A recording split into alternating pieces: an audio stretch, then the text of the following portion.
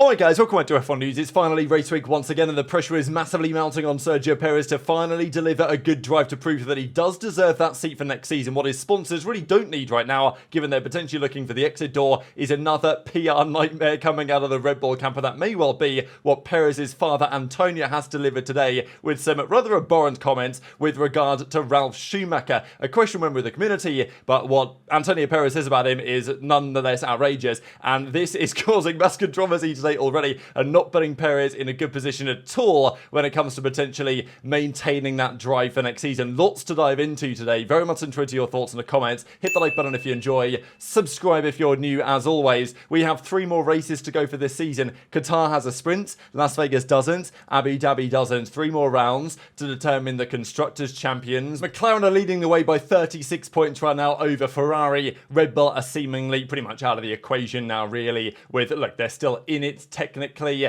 and they can still win the championship, but it's pretty unlikely, especially with Perez's recent performances. Now, for the Las Vegas Grand Prix, we do have a couple of liveries to discuss. This is the Sauber livery. Kind of like it, to be fair. We've got the green going on of the stake, of course, and, well, they've got the racing flames, basically. A couple of different angles of this one they're going to be using down the Las Vegas Strip. I guess it kind of makes sense for Sauber to make a big deal out of this one with the kicksauberstake.com, whatever's going on over there, because Stake, of course, basically a gambling company. You're in Las Vegas. Only makes sense probably to do something special for it. This, by the way, has frustrated many because you guys might remember back at, I believe it was the Austin Grand Prix, when Red Bull were intending to run a special livery on their car.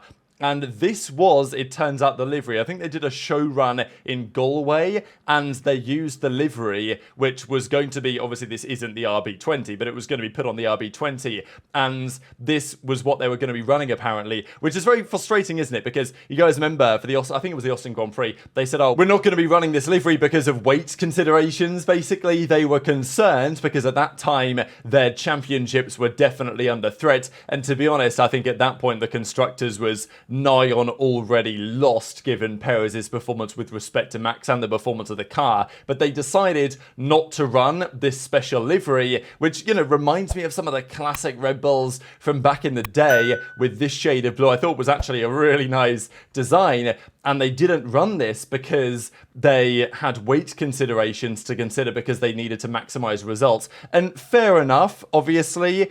When we talked about that at the time, it was obviously quite clear that Red Bull were not in a great position from a, you know, competitiveness perspective when they're not running special liveries because they're going to add an extra couple of kilos to the weight of the car, if even that.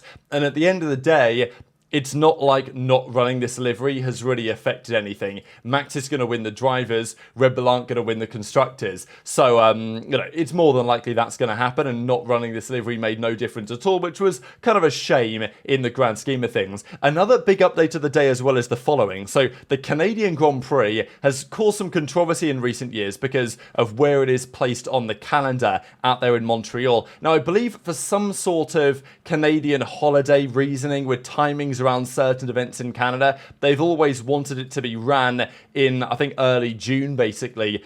And that's what's going to be happening next year as well. But for the year beyond, they are finally changing it because it never really made much sense, especially because F1 talk about sustainability, they talk about net zero in 2030 or whatever they keep yapping on about. And we know that the calendar isn't designed as well as it could be. And that is true again for next year in 2025. Especially the Canadian Grand Prix has caused a lot of debate because, well, we can actually look at the calendar for next season. Here it is, because they finally locked in today the dates of the F1 Academy rounds, and that concludes in Las Vegas actually next year. So anyway, as you guys can see, it's 13th to the 15th of June, the Canadian Grand Prix next year, and it falls in between Spain and Austria. So this is, you know, the confusing part when we go next year, let's say, from Australia to China to Japan. So all moves that kind of make sense. Then to the Middle East, Bahrain, Saudi, then to Miami, kind of inexplicably. Then we start the European leg in May. That tends to be how it goes. May is the start of the European leg, and we go Imola, Monaco, Spain, Austria, Silverstone, Spa, Budapest, Zandvoort, Monza, and then we get to Azerbaijan and we do the Asian stint briefly before then coming to the US and back to the Middle East for the end of the season. Pretty much is how it's going to go. But as you noticed, in that mix is Canada for some reason. And it's been a big talking point because we're already doing triple headers between Las Vegas, Qatar, and Abu Dhabi. Like, that's pretty mega. And next season, it's also going to be a triple header, as it is this year as well. And look, that's a lot of traveling. That's a lot of air miles, and to add in another stint in addition to the Saudi to Miami back to Imola route, and then you do it again with Spain, Canada, Austria, doesn't really make much sense. So next year they're finally going to change it, and it's going to take place in May instead, and effectively the idea is that that European stint can therefore be a full European stint, and I think the plan is going to be to have Canada alongside Miami, and it does make a lot of sense. So hypothetically you start in Australia, you do parts of Asia with China, Japan, then to the Middle East, then to North America with Miami, then you do Montreal, then you come to Europe, you do the whole European stint, and then that ends, you potentially then do Singapore, go to the US and finish out the season. So it's, more sensible. I think that probably should have happened this year, but that is what they're talking about as of today. Now, Ferrari didn't have a great time this year in that stint, and if I zoom in again on some of these screenshots, it's pretty interesting to talk about what they're going to try and do for Las Vegas, because as we saw a couple of minutes ago, this championship is absolutely still alive for the Scuderia. They're not far behind. Obviously, the US and Mexico, they scored so many points compared to McLaren. They lost 7 points in Brazil, but it's still not exactly the end of the world. So they're looking optimistic for the rest of the season, but obviously their real focus again is going to be next year and the year beyond. They're not going to win they're not going to win the drivers. They could win the constructors, but I think this is quite interesting and telling that really Ferrari are intending to go ahead and win both championships for next year and potentially the year beyond. So in Las Vegas, they're going to bring an experimental chassis to only one of their cars. Whether Leclerc or Sainz gets it, I don't know. Usually if you think it's going to be good, you give it to the better driver, or at least the driver in the better position in the championship, which would be Leclerc in this case. But I guess we'll see what they do. They want to consider some correlation for next year's 2025 car in terms of the porpoising and whether it affects the bouncing the car gets, because there's only so much you can test on the simulator. The tracks are always different, especially when you're considering, tenths of millimeters on the floor of the car. And then what if you go over a slight bump? How does that affect things? Super difficult to simulate in the testing side of things. You've got to bring things to the track to see if they actually work or not. And Las Vegas is an interesting track, to say the least, to try these things. But there will not be a special livery, but only a small distinctive note apparently for the Las Vegas Grand Prix this year. But it's interesting that they're bringing a new chassis for one of the cars, effectively just to test out for next year, despite the fact that they are right in the mix still, really, of a constructors' championship fight. But it shows that Ferrari are not, let's say they win this year's championship, they may do, it would be the first championship they've won since 2008, right? Or 2000, yeah, I think it was 2008. The last time they won any sort of championship, and it's been 2007 since they won any sort of drivers' championship. And we know that if they win it this year, it's an incredible success story in many ways for Fred Vasseur and the Scuderia. But at the end of the day, they're not trying to just win one championship. They want to get back to where they were a couple of decades ago, and that includes trying to win both. And obviously if they can make maybe even a sacrifice at Las Vegas to help their case for next year, and obviously last year was a terrible race weekend for McLaren anyway, so Ferrari already might feel like they're going to claw back some points this weekend, and they don't have to claw back that many. I mean, to be fair, it is 10 or so points a weekend, and then I've got the sprint races included. But from a driver's POV, 10 points a weekend is tough. From a team POV, when you've got two cars, it's more possible, especially because, Piastri and Norris have definitely had their moments of inconsistency as of late. So, to be fair, have, the Ferrari guys on occasion, but I feel like from a championship perspective, I do prefer that Ferrari pairing this year. This is also interesting for Leclerc. His engine will not be changed. They were thinking about doing it, Ferrari, but the benefit of having the rain in Brazil was that you're not stressing the engine as much because you're not driving as fast, basically. So the engine saves lots of kilometers of degradation, and therefore they're pretty sure they can complete the final remaining rounds with the current powertrain elements, which is a pretty big deal for Leclerc and for Ferrari in terms of their World Constructors' Championship bid. But let's talk about this Perez drama, because I don't know what it is about these old men associated with Red Bull, but there's all sorts of stuff going on. Starting with Nelson Piquet, when he made those outrageous comments about Hamilton a couple of years ago. He got banned from the paddock for it, but like last weekend he was back in the paddock, so I don't know what's going on there. Obviously, Helmut Marko, when he made the comments on Perez, saying that basically because he's South American, he's not got the mentality of, you know, a Dutch driver in Verstappen. And of course, he's not even from South America. Mexico's in North America, whatever, right? We talked about that at the time. And now we've got another one. But this time it's coming from Sergio Perez's father himself and directing it at Ralf Schumacher. Now, Ralf Schumacher is journalist, pretty former driver, of course. Former, very successful driver. Overshadowed, of course, by his brother Michael, but still a successful racing career, and has now gone on to do punditry and, you know, pundit journalist, whatever you want to say, in the Formula One space. More of a pundit, I would say, really. But he operates in that realm. And look, he says things that I don't always agree with. I think his takes often are rather biased based on the drivers that he either knows or, you know, basically it makes sense. I mean, he's a pundit at the end of the day. He's going to give his perspective. There's going to be some bias in play. It is what it is. Now, like, I might not be the biggest fan of Ralf Schumacher, but Antonio Perez most certainly isn't, and what he says about him is just outrageous. Now, Ralf Schumacher has been making his comments clear on Sergio Perez in recent months, and basically saying, you know, Max is way better than this guy, he's got to go, was the implication. This was a comment a few months ago where he said on Perez that Verstappen and Perez are worlds apart in the same car, the team can't afford that, as in, they've got to get rid of Checo. This even, I think it was a couple of months ago now, when Hülkenberg was doing well, and Ralf Schumacher, here he is on the right-hand side, said Hülkenberg is in a completely different league to Perez.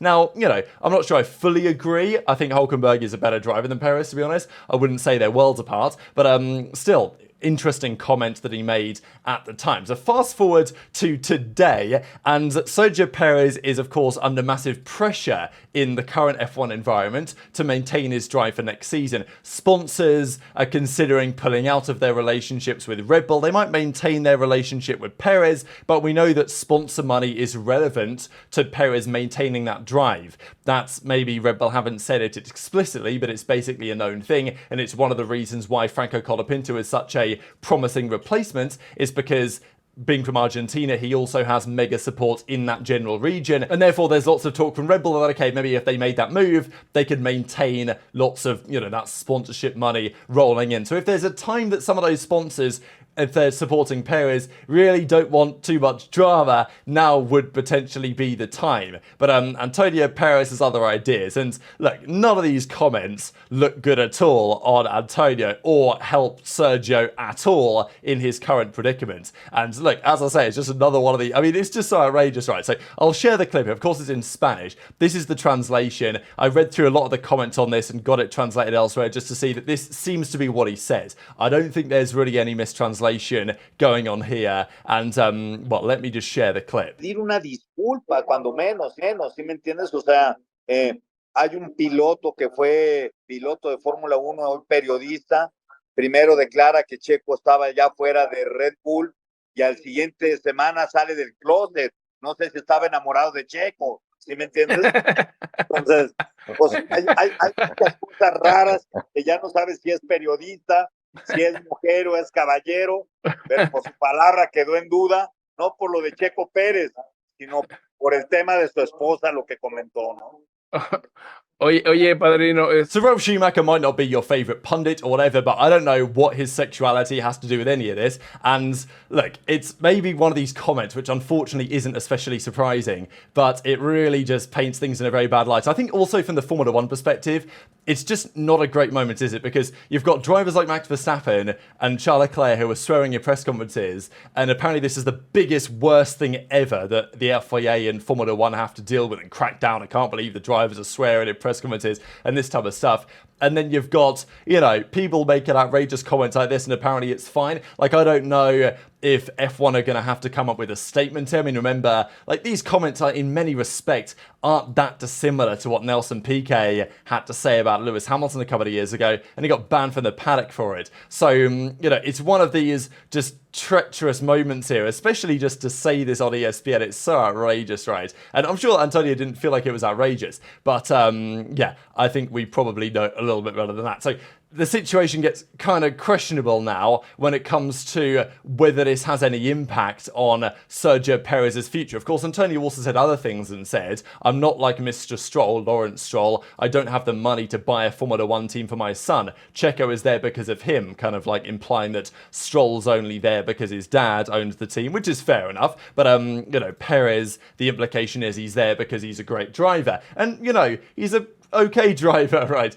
But there's obviously other reasons, such as Telcel on his hat here, why Perez has the drive. He has big sponsor support from Mexico, and it comes at a time where Red Bull and Perez's sponsors have to weigh up the benefit of this current situation, because Red Bull have lost millions of dollars in prize money because Perez has not delivered them the World Championship win that they would have been looking for in the Constructors, which Max was...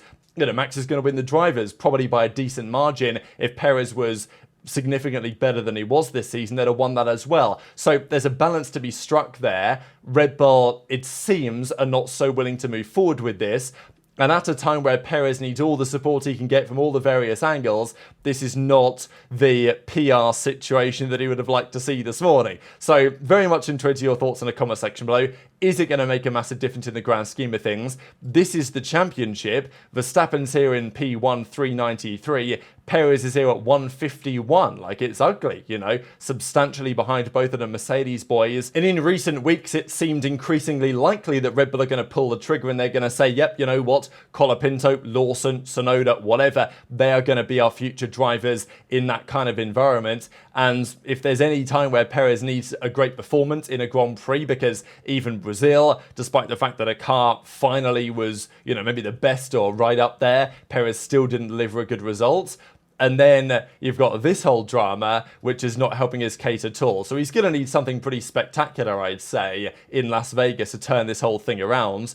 And his starting position this year is 9.1, barely ahead of Alonso in a green tractor, and not far ahead of Tsunoda either. And, these are your starting positions here. Some interesting differences, of course, between Russell Hamilton this year, between, Norris Piastri as well, is notable in addition. But, these are your numbers of the season. And Perez, again, he's 8th in the championship, and he's 8th in these lists as well. Nearly 9th, actually, which is pretty bad, all things considered. So very much into your thoughts in the comments below. Just one final thing. The Las Vegas Grand Prix is coming up. You guys might remember last year, there were certain bridges where you were able to watch the Grand Prix from, or there were people who were finding ways to stand on top of trucks or whatever to see over the barricades so they could watch the Grand Prix. And this caused a lot of drama. I think you guys might even remember when the basically F1 were threatening the hotels and saying, hey, you're going to pay us or we're going to block out all of your windows of the rooms that can see the track. The hotels were like, we're going to call your bluff on that one. I don't know how you think you're going to try that. And then F1 kind of said, oh yeah, we were just joking. We weren't really trying to do that. But still, they are taking it seriously in this regard. Here's a bridge in Las Vegas where instead of last year where there was plastic or whatever, they've now just blocked it out entirely with metal, so you just can't stand there and watch the Grand Prix. It just feels a little bit wrong. I mean, whether it's fair or not, I don't know. It just doesn't really send the best message to me as to way that, Formula One are handling the race. But this is F1 in Las Vegas. It's controversial. It is what it is. But very much interested in your thoughts in the comments. Hit the like button if you enjoyed. Subscribe if you're new. Take care. And I'll see you next time.